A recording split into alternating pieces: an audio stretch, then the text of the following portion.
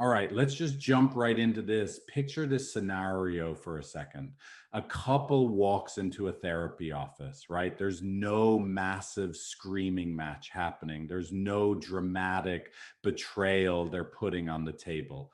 Instead, they just sit down and they are completely deeply out of gas. This exact dynamic is what we're unpacking in today's explainer.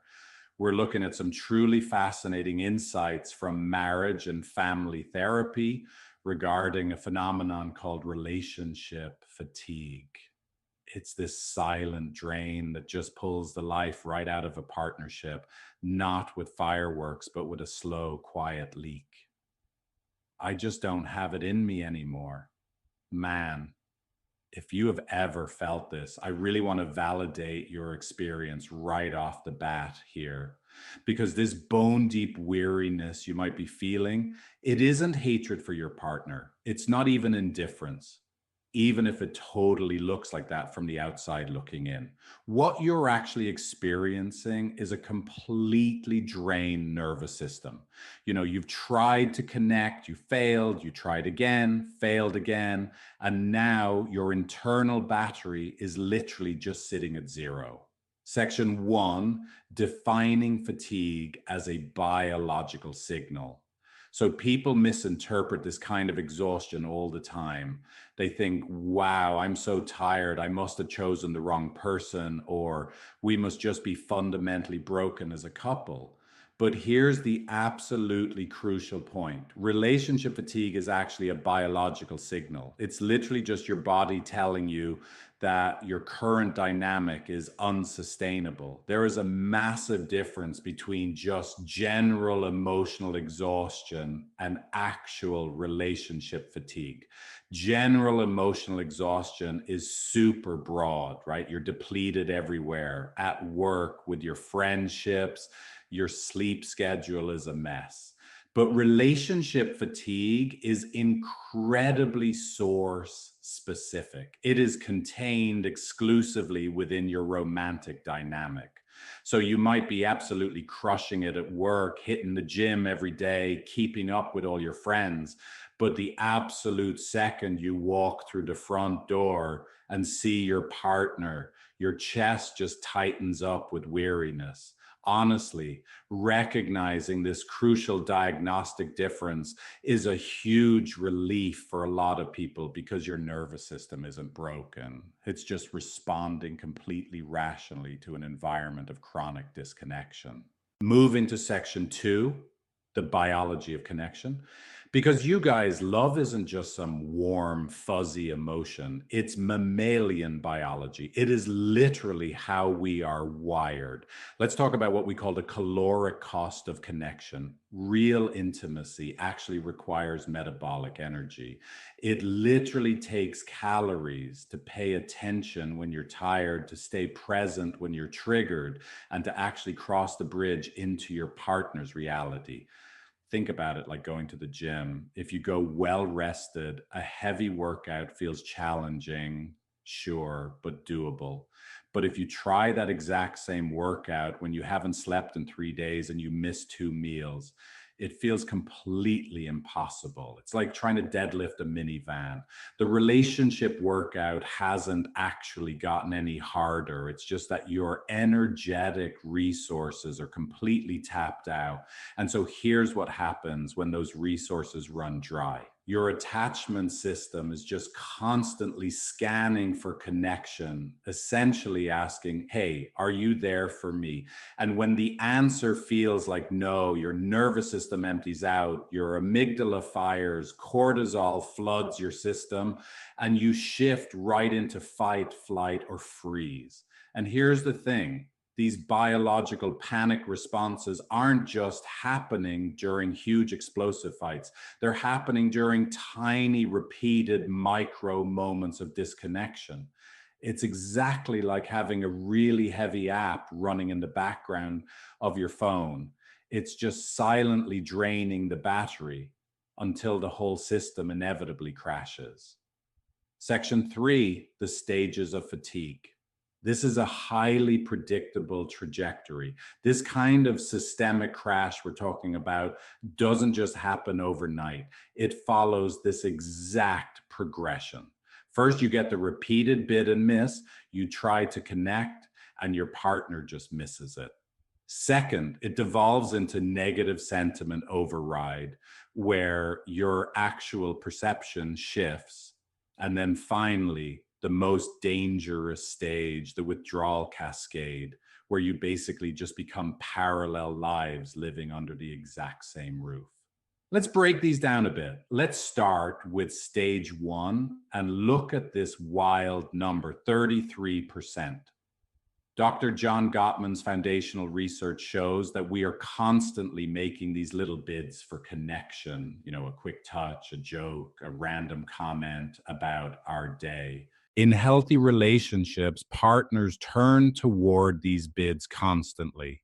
But in distress relationships that are heading straight toward fatigue, partners turn toward each other's bids less than 33% of the time. Think about that. When your brain starts predicting that reaching out is just going to be met with indifference, it just stops reaching out. It's not laziness, I promise you.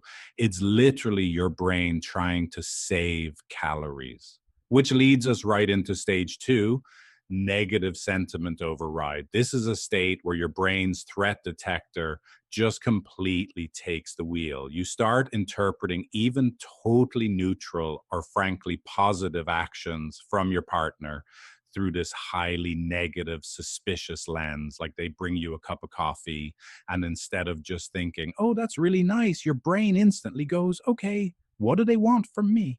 It is so incredibly exhausting to live in this contradiction. You want to trust your partner, but you are physically unable to because your protective brain has taken over. Section 4, the pursuer and withdrawer trap. This is basically the engine of relationship fatigue. It's this devastating system where both partners are inadvertently making the other person's exhaustion so much worse. Okay. If you're the pursuer in your relationship, this thought is going to hit close to home. The pursuer's nervous system responds to disconnection by reaching harder.